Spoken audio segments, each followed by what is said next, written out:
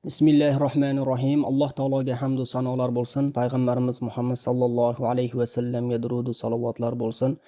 Hazrat Alisher Navoiy rahmatullohi alayhining Sirojul Muslimin, musulmon chirog'i muxtasar fiqhiy kitoblarining sharhlarini davom etamiz. Keyingi bosqichimiz, ya'ni keyingi bob bu mo'min bo'lishning tafsilotlari, ya'ni mukammal iymon keltirish nimalarga bog'liq. Ya'ni o'tgangi darsimizda iymonning 6 qoidasini aytaman, bu yerda muxtasar qilib aytib o'taman degan satrlariga kelgan edik. Keyingisi demak mo'min bihilarining tafsili. Ya'ni mo'min bo'lishlik uchun, mukammal iymonga ega bo'lishlik uchun nimalar qilinish kerak yoki nimalarga ishonish kerak, mana shu mavzularga to'xtalinadi va Hazrat Navoiy aytadilarki: burun bermak tonuqlik kim xudovand ki ne bordur anga mislih ne monand. Xudoyedur yaratgan budu nobud ki andin o'zga yo'qtur tengri mavjud. Yana bilmak maloikniki xoliq yaratibdur ibodatga muvofiq. Yana bilmak kitobin ham kamohni qadim o'ldidagi bori ilohiy. Yana ham anbiyoga qilmoq iqror kiborin elga irsol etdi jabror. Yana ul kim bo'lur qoyim qiyomat ki ko'prak elgadur ohu nadomat. Yana bilmak durur bemakru tazvir. Yana bilmak durur bemakru tazvir ki haqdindur yomon yaxshiga taqdir. Mana shu yerda iymonning 6 ta shartlarini aytib o'tadilar. Ya'ni Hazrat Navoiy aytadilarki, eng avvalo bilish kerakki Alloh taolo bordir deydilar. Ya'ni Alloh taoloning borligiga birinchi iymon keltirishlik, ishonishlik kerak bo'ladi. Va unga o'xshagan va o'xshatib bo'ladigan hech narsa yo'q deydilar. Ya'ni bu la ilaha illallohning go'yo bir ma'nosi. Ya'ni Alloh taolodan boshqa hamma narsalar keyingi suriladi. Ya'ni hamma narsalar botil, faqat iloh faqat Allohdir. Ya'ni Alloh taologa iymon keltirishlik, uning boru birligiga iymon keltirishlikdir deb aytadilar. Va unga qo'shimcha o'laroq Alloh ham bor narsani ham yo'q bo'lib ketadigan narsani yaratgan zotdir. Undan boshqa hech qanday iloh mavjud emas dedilar. Demak, Alloh taoloni bilishlik bu iymonning birinchi sharti hisoblanadi. Ya'ni Alloh taologa iymon keltirishlik. Ya'ni kishi hamma narsani yolg'iz Alloh taolo yaratganini, undan o'zgaga sig'inib bo'lmasligini, u komil sifatlar bilan sifatlanganini va barcha ayb va nuqsonlardan pokligini qalbi bilan tasdiqlaydi. Tili bilan iqror bo'ladi. Ya'ni Alloh taolo mana Alloh taoloning go'zal ismlari bor deb kelinadi Qur'oni Karimda yoki payg'ambarimiz sollallohu alayhi vasallam hadislariga muvofiq Alloh taoloning bir kam 100 ismi bordir. Uni kim sanasa yoki yodlasa jannatga kiradi deyilgan bashoratlar bor. Ya'ni Alloh taolo o'zini sifatlarida komil bo'lgan zotdir. Ya'ni Alloh taoloni yakka yagonalash mana shu tavhidning aslidir. Aslida tavhid mana shudir. Ya'ni tavhid nima deyilganda, tavhid vahidun so'zidan olingan, ya'ni bir degan, ya'ni yakkalash deb bizda tarjima qilinadi. Ya'ni Alloh taoloni yakkalash, hamma narsadan u zotni yakkalash, barcha shirklardan, barcha Alloh taologa yoki ilohligini da'vo qilganlardan Alloh taoloni yakkalash. Alloh taolo yakka, yolg'iz va ibodatga loyiq bo'lgan zot, haqiqiy ilohdir. Zero nasroniylar Alloh taolo 3tadan birdir, ya'ni Alloh, Maryam, Isodir yoki Iso Allohning o'g'lidir deb, ya'ni Alloh taologa tuhmat qilishgan. Yahudiylar ham Uzayr Allohning o'g'lidir deb Allohga tuhmat qilishgan. Vaholanki Alloh taolo bunday tuhmatlardan pok zotdir. Alloh taolo bunday ayib nuqsonlardan pok zotdir. Alloh taolo bola ko'rishdan yuqori bo'lgan zotdir. Farzand tutishdan, oila qurishdan oliy bo'lgan zotdir. Va u hech narsaga muhtoj emas. U As-Somad ismining ismi bilan sifatlangan ulug' Allohdirki, u hech narsaga muhtoj emas, balki hamma narsa unga muhtojdir. Shuning uchun Alloh taoloni bir bor deb bilishlik, Alloh taoloni yer va osmonlarda Rob ekanligini, Parvardigor ekanligini bilishlik, demak Alloh taoloning Alloh taologa iymon keltirishlikka yoki iymonning shartlariga mana shu narsalar muvofiq kelar ekan. Demak, biz Alloh taoloni yakkalaymiz, uni yolg'iz va yagona deb e'tiqod qilamiz. Demak, Hazrat Navoiy keyingi satrlarda yana bilmak maloikniki xoliq yaratibdur ibodatga muvofiq deb aytadilar. Demak, keyingi iymonning shartlaridan, ya'ni ikkinchi sharti Alloh taoloni bilgandan keyin uning farishtalarini ham bilishligimiz lozim bo'ladi, ularga iymon keltirishligimiz lozim bo'lar ekan. Demak, farishtalar kimlar? Farishtalar arab tilida malak deyiladi. Ya'ni maloikalar deymiz. Demak, malak yoki maloika bular Alloh taoloning bandalari hisoblanadi. Ular ham yaratilgan, ular ham maxluq hisoblanadi. Lekin Alloh taolo ularni nurdan yaratdi. Farishtalarni borligiga Qur'oni Karimda oyatlar ham mavjud va payg'ambarimiz sollallohu alayhi vasallam hadislarida ham bu mavzuda bayon qilingan. Demak, farishtalarni borligini mo'min inson qalban tasdiqlaydi toki iymoni mukammal bo'lishligi uchun. Farishtalar Alloh taoloning yer va osmondagi mahluqotlardan bo'lib, ular kufr va gunohlardan pok zotlardir. Ular doim Alloh taoloni ibodatida bo'lishadi. Ular erlik sifati bilan yoki ayollik sifati bilan sifatlanmaydi. Ya'ni ularning jinsi yo'q. U erkak emas yoki ayol emas. Ya'ni balki ularda unday sifat yo'q. Ya'ni Alloh taolo ularni nurdan va ma'lum bir xizmat uchun muakkal qilib Alloh taolo yaratdi. Ular yeb ichishmaydi, uxlashmaydi, balki ularda shahvat ham yo'q, nafs ham yo'q. Ya'ni ular faqat Alloh taolo buyurgan vazifalarnigina bajarib yurishadi. Xo'p, farishtalar nima ish qilishadi, qanday qilishadi deganda, endi Qur'on va hadislarga ko'ra ulardan mana bir 4 ta ulug' farishtani hisoblab o'tsak, Jabroil alayhissalom, Mikoil alayhissalom, Isrofil alayhissalom yoki Malakul Maut, ya'ni o'lim farishtasi, bizni xalqona tilimizda Azroil alayhissalom deb qo'yamiz. Mana shu 4 ta farishtalar, mana biri vahiylarni olib tushadi, biri umuman nabotot undirishlar bilan shug'ullansa, yana biri Isrofil alayhissalom qiyomatda sur chaladi deb bilamiz. Malakul Maut esa o'lim farishtasi, jonlarni oladigan farishta hisoblanadi. Va shuningdek arshni ko'tarib turgan farishtalar ham bor. Jannat va do'zaxdagi ishlarni bajarib turadigan farishtalar ham bor. Odamlarni ishlarini kuzatib, ularni muhofaza qilib turadigan farishtalar ham bor. Yoki Qur'onga ko'ra 2 yelkamizdagi kiroman katibayn, ya'ni karamli bo'lgan, hurmatli bo'lgan 2 farishta, ya'ni ular bizni yaxshi amallarimizni yoki yomon amallarimizni yozib turadigan farishtalardir. Biz mana shu farishtalarga ham iymon keltiramiz. Masalan, Qur'oni Karimda o'sha Badr jangidagi musulmonlar ozchilik bo'lganligi va Alloh taolo ularga haqiqatan farishtalar orqali quvvat berganligini, ya'ni farishtalar ham o'sha jihod maydoniga tushib Rasululloh sollallohu alayhi vasallam tomonlarida turib mushriklarga qarshi jang qilganligi Qur'oni Karim oyatlari bilan ham sobitdir.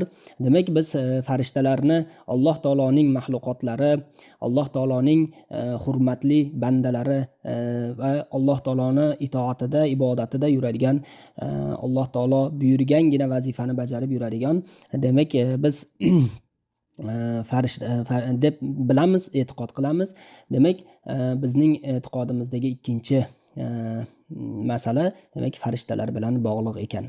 Yana bilmak kitobin ham kamohni qadim o'ldidagi bori ilohiy deydilar. Ya'ni shuni ham bilishimiz kerakki, deydilar, Alloh o'zini ilohiy kitoblarini nozil qilgan deydi. Ya'ni ilohiy kitoblarini nozil qilgan, ular qadimiy azaliy kitoblardir deydi. Ya'ni mana shu kitoblariga iymon keltirishlik. Demak, Allohga, uning farishtalariga va uning kitoblariga iymon keltirishlik. Demak, iymonning 3-sharti albatta Alloh taoloning kitoblariga iymon keltirishlik bo'lar ekan. Nima uchun kitoblar? Chunki kitoblar bu mukammal shariat ahkomlari bo'lib, unda Alloh taolo halol qilgan, harom qilgan amallar ko'rsatilgan, bandalarning yo'l yo'riqlari ko'rsatilgan. Go'yoki u yerdagi Alloh taoloning qonunlaridir. Ya'ni Alloh taolo bandalariga qanday qilib o'ziga ibodat qilishlik yo'llarini, qanday qilib Alloh taologa isyon qilishlikdan ehtiyot bo'lishligimiz kerakligi kabi yo'l yo'riqlarni Alloh taolo ko'rsatgan. Buni o'sha payg'ambarlar o'z ummatlariga o'sha kitoblarni yetkazgan. Demak, ulardan bizga kelgani, ya'ni 4 ta ulug' kitob iymon keltiramiz. 4 ta ulug' kitob nozil qilingan ilohiy kitoblar, ulardan Tavrot, Injil, Zabur va Qur'oni Karimdir. Ular, ya'ni Tavrot Musa alayhissalomga nozil qilindi. Injil Iso alayhissalomga, Zabur esa Davud alayhissalomga nozil qilindi. Qur'oni Karim esa Muhammad sallallohu alayhi va sallam, sayyidimiz, yo'lboshchimiz sallallohu alayhi va sallamga nozil qilindi. Demak, hozirgi vaqtda Tavrotning ham, Injilning ham, Zaburning ham asl variantlari yo'q. Ular ya'ni o'z davrlaridan boshlab, ya'ni payg'ambarlardan keyingi davrlarda borib buzilishlar bo'lib ketdi va uning dunyo bo'yicha hozir ham Injil, Tavrotlar o'qilgani bilan, lekin uning haqiqiy asliyati yo'q. Zero bu narsalar o'sha ummatlar tomonidan buzilganligi uchun ham ular payg'ambarlarni Alloh taologa nisbat berib, yo Alloh deb e'tiqod qilishdi Iso alayhissalomni, yoki bir toifalar o'g'li deb e'tiqod qilishdi. Xullas, Alloh taoloning dinini buzishdi. Demak, kitoblar saqlanib qolinmagan. Lekin Qur'oni Karimni Alloh taolo biz qiyomatgacha Qur'onni saqlash bizni zimmamizda deb Alloh taolo aytganki, mana hozir dunyoni qaysi chekkasiga borsak ham Qur'oni Karim demak to'laligicha bir xil. Yer yuzini bu chekkasidagi musulmon ham o'qiyotgan Qur'on bilan narigi yer yuzi narigi chekkasidagi musulmon o'qiyotgan Qur'on ham ikkalasi bir xil. Hattoki bitta harfida o'zgarish yo'q. Hammasi to'la to'kisligicha Alloh taolo Qur'oni Karimni qiyomatgacha saqlashlik zimmasini olgan va bu hukm, Qur'oni Karimdagi hukmlar barchasi shariat hukmlari, demak hammasi nima qilinadi? Qiyomatgacha dasturul amal bo'lib xizmat qiladi. Endi biz musulmon o'laroq Tavrotga, boshqa kitoblarga iymon keltirishligimiz qanday bo'ladi deyilsa, Qur'oni Karim kelishligi bilan boshqa kitoblarning hukmlari hammasi nasx qilingan, ya'ni qaytarilgan. Ya'ni hech bir Qur'ondan oldingi nozil, Qur'ondan keyin, Qur'ondan avvalgi bo'lgan uchala kitobning ham ahkomlari demak to'xtatilgan. Hech biriga amal qilinmaydi. Undan foydalanilmaydi. U ko'rsatgan yo'l yo'riq bo'yicha yurilmaydi. Balki Qur'oni Karim nozil qilindimi, Qur'onga ergashilinadi. Ya'ni hozirgi ummatning hammasi Qur'onga ergashishligi kerak. Tavrot o'qiyotgan g'ayriddin ham, Injil o'qiyotgan ahli kitob ham, kimisi bo'lsa ham Qur'on nozil qilingandan keyin ularning kitoblari bekor qilingan. Bu Alloh taoloning qonunidir. Ya'ni Qur'on barcha kitoblarni, orqadagi kitoblarning hukmlarini demak qaytargan, lekin biz ularni borligiga, ya'ni Tavrot va Injil, Zabur Alloh taolo tomonidan nozil qilinganiga iymon keltiramiz, ishonamiz, ammo ularning yo'l yo'rigidan yurmaymiz. Lekin faqat Qur'oni Karimni biz mahkam tutamiz va Qur'oni Karimga ergashamiz, Muhammad sallallohu alayhi vasallamning sunnatlariga ergashamiz.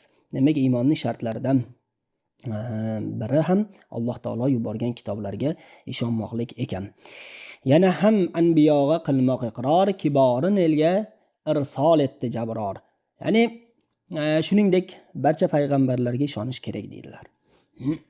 Chunki jabbor zot ularni odamlarga yo'l yo'riq ko'rsatish uchun yuborgan. Jabbor degani nima degani? Nima uchun Hazrat Navoiy jabbor so'zini bu yerda keltiryaptilar? Chunki jabbor bu Alloh taoloning sifatlaridan biri bo'lib, majbur qiluvchi degan ma'noni ham bildiradi. Demak, Alloh taolo payg'ambarlarni bizga yuborgan ekan Demak, Alloh taolo insonlarni o'sha payg'ambarlar yuborgan shariatga amal qilishga majbur ekanligini bildiradi. Ya'ni Alloh taolo bu narsalarga bizni majbur qiladi. Ya'ni shariatga amal qilishga majbur qiladi. Majbur degani, ya'ni Alloh taolo shu narsalarni buyurdim, qilmasang gunohkor bo'lasan, meni oldimda javob berasan deydi. Ya'ni har bir payg'ambar yuborilar ekan, Alloh taolo qaysi qavmga payg'ambarni yuborar ekan, o'sha payg'ambarlar demak olib kelgan shariatga amal qilishligi kerak bo'ladi. Agar amal qilmaydigan bo'lsa, Alloh taoloning oldida javob beradi. Payg'ambar keldimi, shariat keldimi, inson unga ergashishlikka majbur.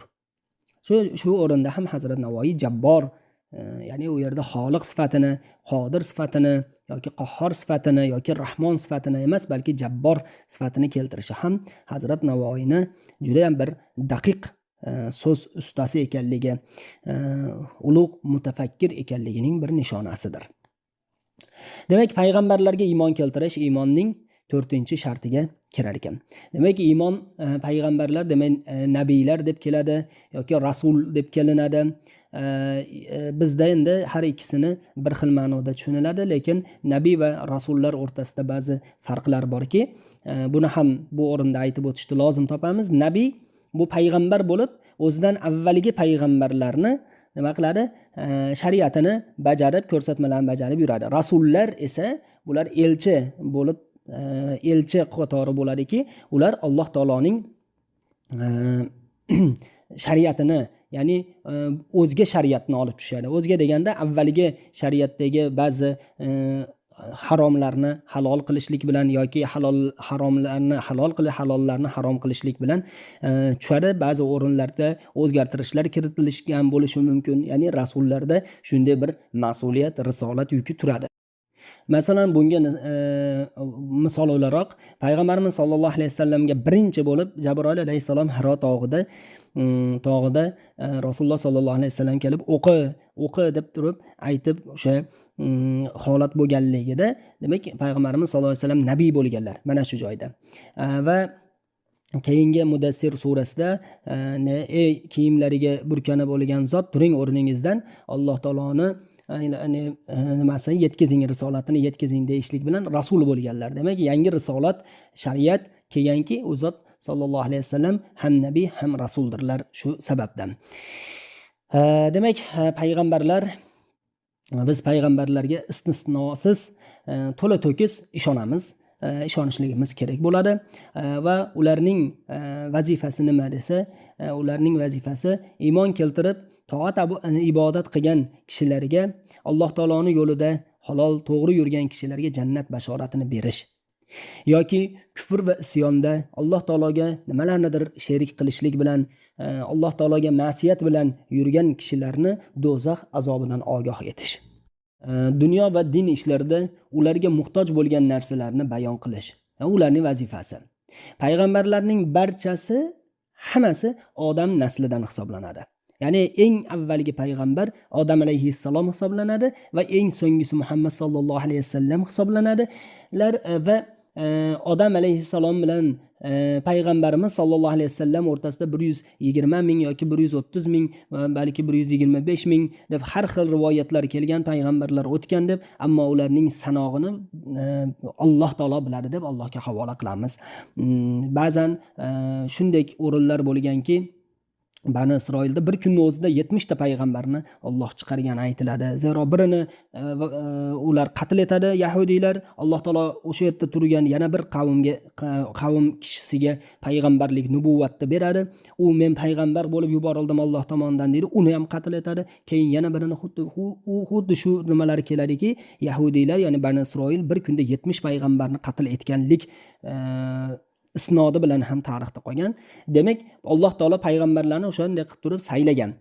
Demak, payg'ambarlar gunoh ma'siyatlardan pok kishilar va ular odam naslidandir. Ular farishta emas. Ya'ni ularda bir o'zgachalik yaratilishida yo'q, balki ular ham onadan tug'iladi, ular ham otaning farzandlari va ularga Alloh taolo bandalarini orasidan tanlab, saralab, ularni payg'ambar qilib o'z risolatini ularga omonat o'laroq topshiradi. Ular haqiqatdan gunohlardan, kufr, tug'yondan pok kishilar hisoblanadi. Yana ul kim bo'lur qoyim qiyomat, ki ko'prak eligadur ohu nadomat. Yana shuni ham bilish kerakki, qiyomat kuni albatta keladigan kundir. O'shanda ko'p odamlar afsus va nadomatda qoladi deb, ya'ni ohu nadomatda qoladi deb aytadilar. Demak, qiyomatning kelishi, qiyomatga iymon keltirishlik demak haqiqatdan iymonning shartlaridan hisoblanar ekan. Bu Qur'oni Karimda ham keladi. Qiyomat so'zi soat deb keladi yoki hisob kuni deb keladi, jazo kuni deb keladi, oxirat kuni deb keladi.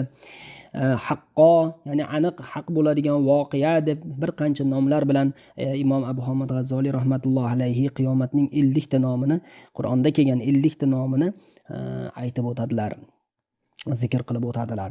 Demak, Qur'oni Karimda bunday nomlar bilan kelirishligi, og'ir kun ekanligi, bu qiyomatning qattiq kelishligini, u yengil kun emasligini, u juda ham bir dahshatli kun ekanligini bildiradi. Bu qiyomatning borligi ba'zi kishilarni bu dunyoda qo'rquvga solsa, ba'zi kishilarni xursand qiladi u kun. Zero bu kunda zulm ko'rganlar u kunda o'zlarining yutuqlarini oladi. Bu dunyoda xorlik bilan yoki qiyinchilik, mashaqqat bilan yashagan, lekin Alloh taologa iymon keltirib yaxshi amallar ustida bo'lgan kishilar u kunda o'sha qiyinchiliklarning, o'sha mashaqqatlarning hosilini, natijasini oladi. Qiyomat kunida zolimlar yer bilan yakson qilinadi, mazlumlar esa Alloh taoloning yaxshiliklariga yetadi. Adolatsizlik qurboni bo'lgan kishilar demak adolat topadilar, muqarrar adolatga erishadilar va qiyomatni kelishligiga, qiyomatning haq ekanligi va u Alloh taolo tomonidan belgilanganligi, hatto uning qachon bo'lishligi Rasululloh sollallohu alayhi vasallamdek zotga ham bildirilmaganligi, balki bu faqat va faqat Alloh taoloning ishi ekanligi, lekin uning ba'zi alomatlari bor ekanligi xabarlari keladi. Qiyomatni demak boshlanishida biz bilamiz, Isrofil alayhissalom sur chaladilar deydilar. Shu sur chalganlardan keyin dunyodagi hamma narsa halok bo'ladi, vafot etadi va Alloh taolo mahshar maydonini tayyorlaydi va Alloh taolo har bir qabr egasini qabrdan turg'izadi va Alloh taolo har birini hisob maydoniga chorlab, u yerda tarozular, u yerda sirot ko'priklari, boshqalar bo'ladi. Alloh taolo har bir bandasi bilan demak yuzma-yuz Alloh taolo hisob yakkama-yakka hisob kitob qiladi. Mana shu kun, qiyomat kuni qattiq kun ekanligini Hazrat Navoiy aytayaptilar va u kunda ohu nadomatlar ko'p bo'lishligini aytayaptilar. Demak, iymonning shartlaridan biri demak oxirat kuniga iymon keltirish hisoblanar ekan. Xo'p, Hazrat Navoiy yana aytadilarki, yana bilmak durur bemakru tazvir, ki haqdindur yomon yaxshiga taqdir deb aytayaptilar. Demak, qadarga ishonishlik, uning yaxshiligi yoki yomon yomon ishlar demak Alloh taolo belgilab qo'ygan qadar ekanligini bilishligimiz kerak bo'lar ekan. Demak, mana shu narsalar iymonning shartlaridan hisoblanadi. Lekin bizning o'sha nozik nuqtamiz ham nima deyilsa, o'sha qadarga iymon keltirishlikda biroz iymonimizda xiraliklarni ko'ramiz. Zero yaxshilik ham yomonlik ham Allohdan ekanligini demak biz iymonning shartlari o'laroq bilishligimiz kerak bo'ladi. Ya'ni masalan shunday narsaki, inson bir yaxshilikka, bir muvaffaqiyatga erishsa darrov o'zidan deb biladida. Men kechqurunlar uxlamay qiluvdim-da bu ishda, yo falon ishlarni qiluvdim, falon tanishlarim borligi uchun shunday bo'ldim deydi. Demak, bu narsalarni Allohdan ekanligini unutib qo'yadi. Shu holatda yoki bir boshiga qator musibatlar, qiyinchiliklar tushsa, bu Allohdan deb bilib qoladida. Shu ya'ni nima gunoh qiluvdim ekan, Alloh meni bunaqa qilyapti, unaqa qilyapti deydi-da. Demak, xursandchilik holati Alloh taolo berdi, Alloh taoloning marhamati bilan bo'ldi. Bu narsalar hammasi bir sabab. Bu sabablarni qilmasam balki bo'lmasdi yoki Alloh taolo bu sabablarni qilmasam ham berishga qodir zot va qilganlarni qanchasiga bermadi, balki menga berdi degandek bir Alloh taolo tomonidan ekanligini unutib qo'yamiz. mana shu qadarga iymon keltirishlik shak shubhasiz yaxshi yomon ishlar hammasi bizni qadarimizda, peshonamizda yozib qo'yilgan ekanligini bilishligimiz kerak bo'lar ekan. Demak, Hazrat Navoiy bu yerda o'sha 6 iymon kalimasini aytar ekanlar.